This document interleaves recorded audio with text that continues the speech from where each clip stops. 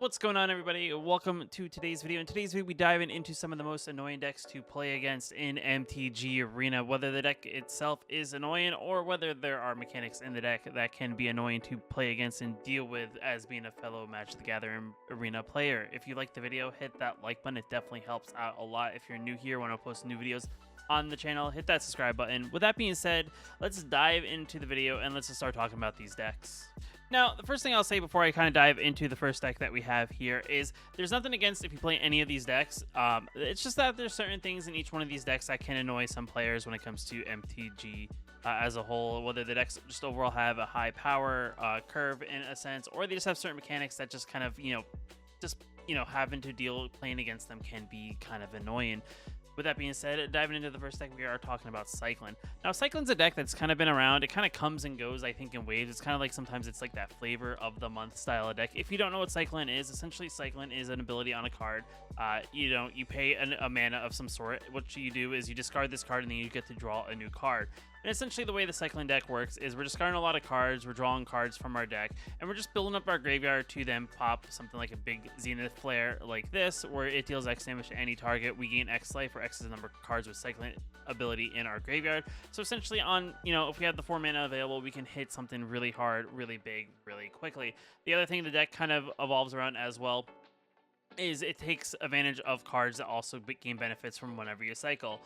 Things in our creatures and our some of our other things that gain benefits of whenever we draw a second card a turn, which is definitely very good. For example, Relg the Everwise gets +1/+0 for each instant or sorcery card in our graveyard. So if we cycle instants and sorceries, she'll get bigger. The other thing here is whenever we discard one or more cards for the first time each turn, we get to draw that many cards. So essentially, we now get to, every time we cycle, we get to draw one additional card once every turn that we do that. Some creatures here, for example, whenever we cycle another card, we get to create a 1/1 human soldier creature every time, the first time we do it on each turn, which is definitely very good. So we get to build up a very wide board of these little small tokens that can get in for some chunks of damage in the early game, then eventually hit our opponent with a big damage in the later game. Same thing with Draining Stinger. Every time we cycle a card, we get to deal 1 damage to our opponent's face. This one heals us, so if we're playing against more of an aggressive deck and we're kind of sitting back, we can gain some life back if our opponent's dealing damage to our face. But like I said, the idea here isn't that the deck is really anything super crazy, anything that good. One thing I do find, I think maybe it's just something to do with the mechanic, just overall. The idea here is, at least in Arena, every time if we're the player who's playing the deck, or you're playing against the player who plays the deck and they have mana open and they have a Cycling card in their hand, but they're just kind of like waiting to play it. It's just one of those things that every time they have one, it's like the game hangs up for that second because the priority passes over to them, and it's at that point they have to decide whether or not they want to cycle at that point or they want to wait on it. So it's one of those things that just, it comes, it's a few seconds here and there, and then sometimes in Arena, players can hang out a little bit before they realize that they have priority. So it's just more of an annoying mechanic. I just think it's one of those things that just kind of, because the game wants to make sure that the player who has priority realizes they can do something. I just want to automatically fast forward and have the player raise their hands like, hey, I want to do something, kind of thing. So it's just one of those things that I think gets annoying. It can be very annoying to play against, especially if your opponent's just taking their time in between each time they have priority.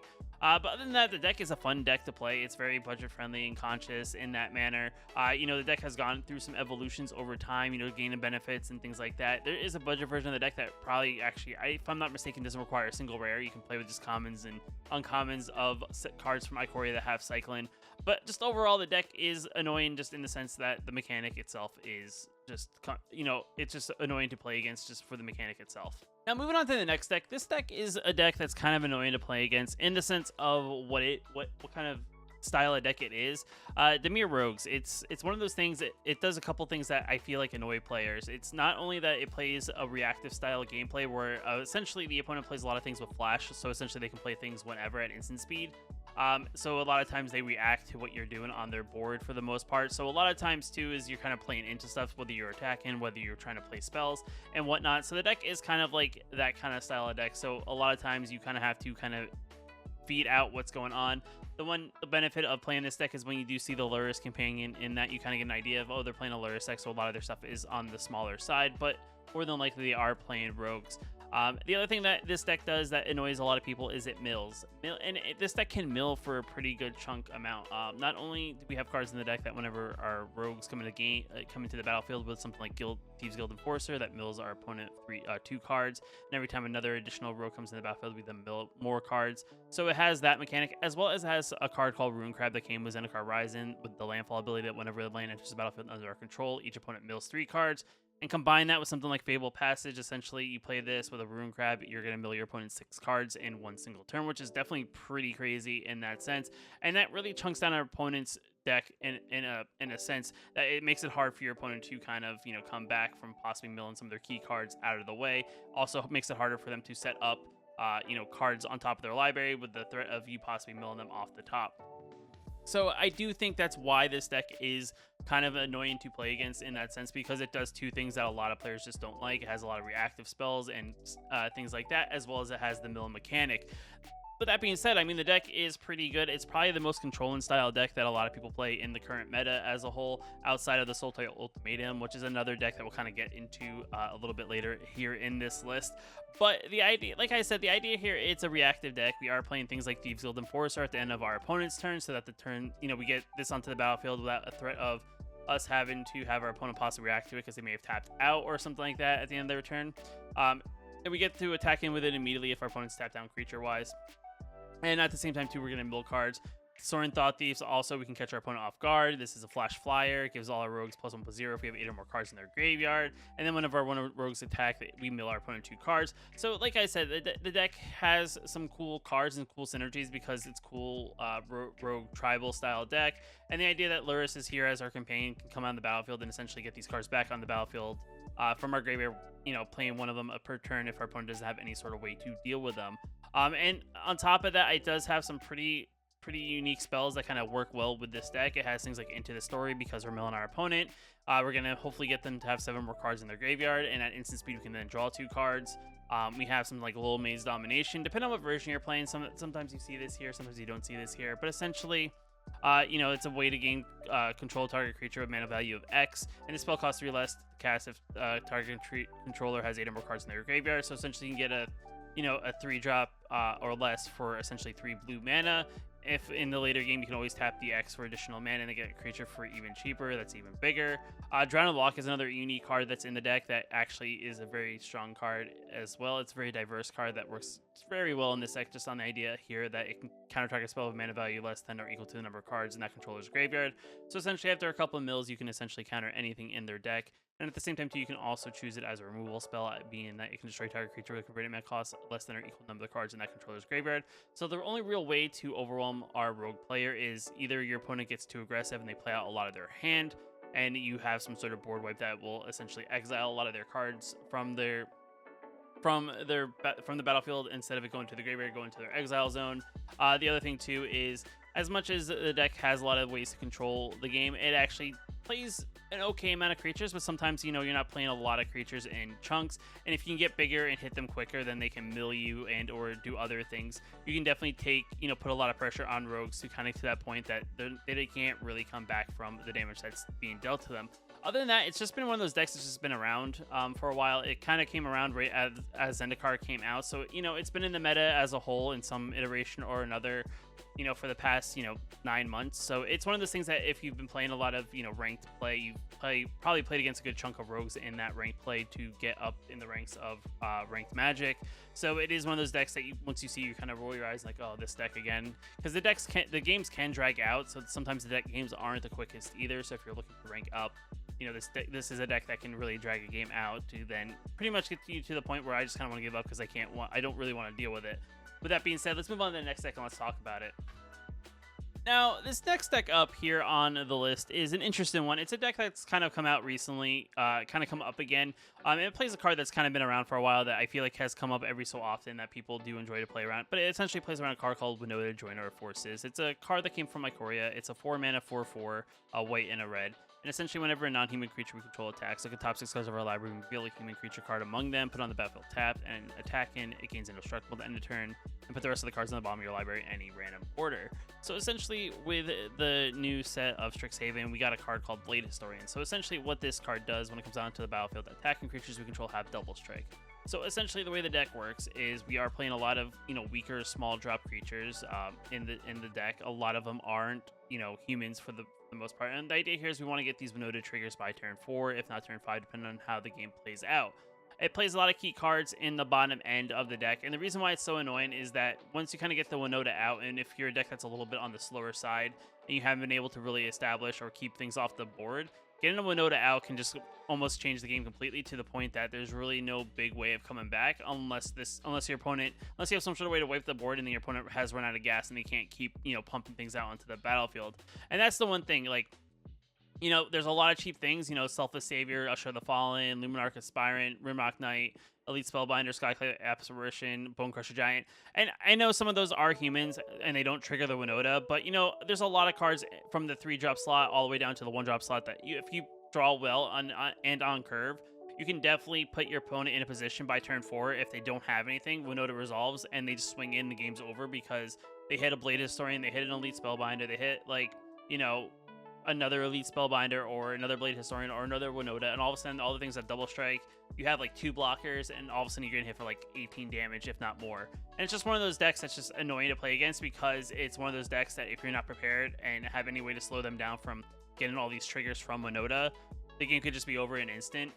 And especially in a best of 1 format where this deck being on the play compared to being on the draw can be a matter of whether or not you have a chance of possibly combating this style of deck, because your opponent goes on turn 4, and before you really get to untap and possibly have a way to counterbalance their counter attack, they may have already wiped you out and the game is completely over.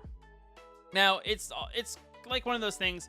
There's different variations out there. I know Blade Historian has also made his presence in a mono white kind of aggro style deck as well because of the splash mana. So it is one of those things that I do think it's a very powerful deck. It does have that one-shot kind of possibility with playing a very strong Winota and getting the right hits.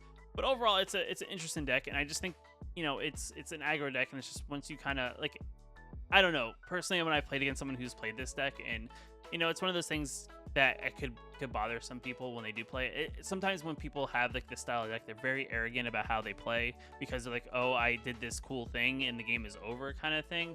And I do think a lot of people who play like these aggressive aggro decks just have this like arrogance to them. I'm not saying everybody, but I do find a lot of people that I do play against, they'll start smashing the good game button. And it's just one of those things that it's just not great sportsmanship. I understand you play against anonymous people in that sense, but I just find like these aggressive style decks just bring out the worst in some people, and I know it's fun, but at the same time too, it is one of those things. But with that being said, I mean, the deck is great. If you're looking for a deck that can quickly ramp up outside of the typical suspects, this is definitely one of those decks, just because you can finish games off by turn 4, turn 5 at the latest if you drawn very well. It curves up very good. Something about these aggro decks, just they draw very well with the way the algorithm's set up, just because I guess the decks overall are lower in the curve, so even if you draw 3 or 4 lands, it's just enough to make the deck work, and you don't really need too many. It's actually worse if you flood out with these style of decks than if you just kind of draw gas every single turn that you draw that first card. But with that being said, let's move on to the next deck and let's talk about it. So this next deck up is another deck that I do find to be kind of interesting. It's a unique deck that kind of only recently kind of came about. I mean, the cards have kind of been around for a lot of them for the most part, but for some reason with the kind of around the time of Kaldheim and Strixhaven, this deck kind of became more prominent in the meta as a whole. And I do think it's one of those decks that if you don't, it can be annoying, because if you're not playing a deck that's kind of like, it's one of those things. This deck is a very strong, like, has a big finish kind of thing, and it can ramp up very well into that finish, and it has a very good early game control effect. So it's like that solid mid-range deck that is currently existing, like that best of 1 format, just because it has a lot of big heavy hitters. It has a lot of ways to kind of slow the game down, whether it's disruption of countering spells, whether it's removal of creatures, or having a board wipe. It just plays a lot of good spells that kind of helps the deck get to where it is. Also has a couple effects in the late game that kind of just put the game away, essentially. It plays a card called Sultai Ulitimatum. It's I don't know, I'm sorry if I didn't say it in the beginning, but we're talking about Sultai Ulitimatum or Emergent Ultimatum. Essentially, it's a card that you search your library for up to 3 monocolor cards with different names, exile them, your opponent has to choose one of them, put it back in the deck, and you get to play the other 2, essentially, here. And the reason why this deck's so good, it just plays a whole array of very powerful things, so if your opponent chooses wrong, the game essentially could be over. Like, for example, the deck plays a card called Vorinclex. If you don't know what it is, whenever a counter would be put on a permanent, we control, put twice that many counters on that permanent instead. If your opponent does the same, they put half of that many counters. So it does shut down a lot of things that put counters on things. It shuts down your opponent's sagas. It shuts down a lot of the planeswalkers, because a lot of planeswalkers only have +1 abilities, so the planeswalker doesn't even get more loyalty. But the reason why it's so good is because of makes our things have double the counters. So you can play something like a Professor Oryx, you play something like a Valkyrie of Lies, and essentially what happens, you play the planeswalker side, you get the ultimate initially when it comes onto the battlefield, which usually they have the strongest abilities here. For example, Tybalt will exile all cards from all graveyards. We have 3 red mana, and essentially Tybalt gets an emblem that anything in exile by Tybalt we get to play as if it's ours, and it's colorless mana, so we can spend any mana color to play it. So essentially now we can play our opponent's spells against themselves. And that's just the thing. This deck just says it's super powerful in that it has that potential, like, kind of once you play that Emergent Ultimatum and you slam it, the game kind of feels like it's over, just because what you can probably draw can answer initially whatever your opponent's doing. And if you're at a decently high life total, a lot of times, it just ends the game, because you can play a crazy amount of things that your opponent can't deal with. And it's just a big value style deck. I mean, even taking extra turns, for example, is just super strong, in the idea that you can foretell it to make it play cheaper in the early game. It just makes it very useful. And it's funny, playing the Orient style deck, you can see that there's 80 cards here. And yet again, it's one of those things, I don't know, certain decks, I just kind of feed the way the algorithm of the drawing kind of works. I always feel people who play this style of decks always seem to have the right answer, whether or not, even if they're playing 4 copies of a particular card out of their 80 card deck, which is definitely pretty crazy. But with that being said, it is a great deck. It's a little bit, if you're looking for a deck that's not super aggro and aggressive, this is definitely a deck that does it a little bit differently. It's more of that mid-range deck. It can ramp up, has a lot of answers for that aggro-aggressive matchup, and it has a big, powerful spell to finish off the game as a whole. And worst case scenario, if you don't draw the Emergent Ultimatum, you can more than likely cast any of the spells that your deck can consist of. Whether it's the mid to late game spells, the deck has the colors to play those spells. So with that being said, I mean, this deck is just super strong. It's just one of those things that if you don't have an answer for the ultimatum, game could essentially be over at that point, unfortunately. But with that being said, it is a good deck.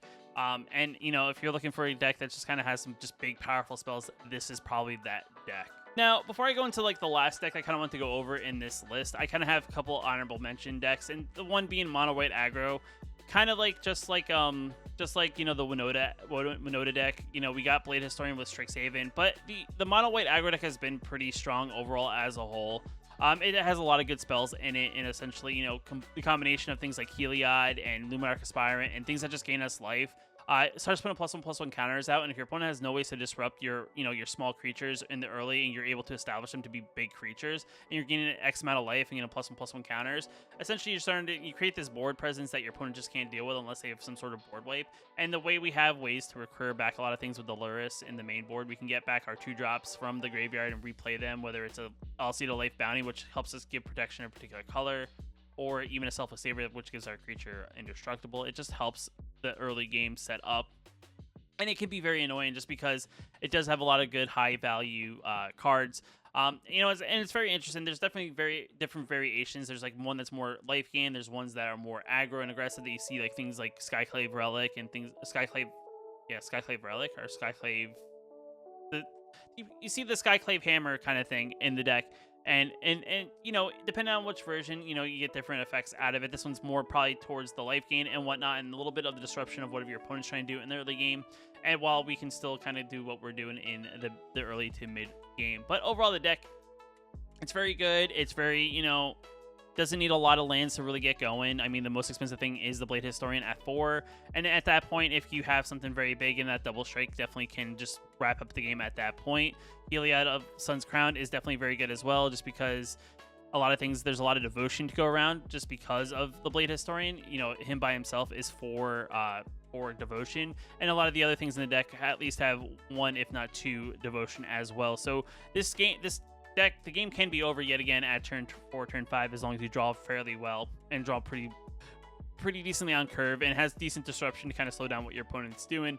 But with that being said, it is one of those decks that can be annoying to play against if you are the opponent playing. If you don't have anything to deal with the creatures that they do put on the battlefield. Now, this next deck up is a deck that you probably don't see too often, but, you know, it is a Dimir Control deck. And essentially, just like the Sultai Ulitimatum deck, this one's more of, hey, let's keep the board clean against us, and then we'll just play big spells in the late game that just overwhelm you with various things, whether it's all the removal that this deck does have, or it's like the big board wipes, or let's just draw a bunch of cards from our deck.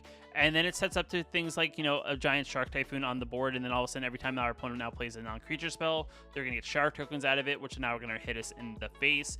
Professor Oryx is also very good because of the Magecraft ability. Whenever we cast or copy an instant or sorcery spell, the opponent now gains 2 life, and we lose 2 life in the process. So it's just a deck that just plays, you know, cards that just answer a lot of things that people are currently playing to set up their late game / you know, Shark Typhoon, Professor Oryx, just to kind of finish off the game.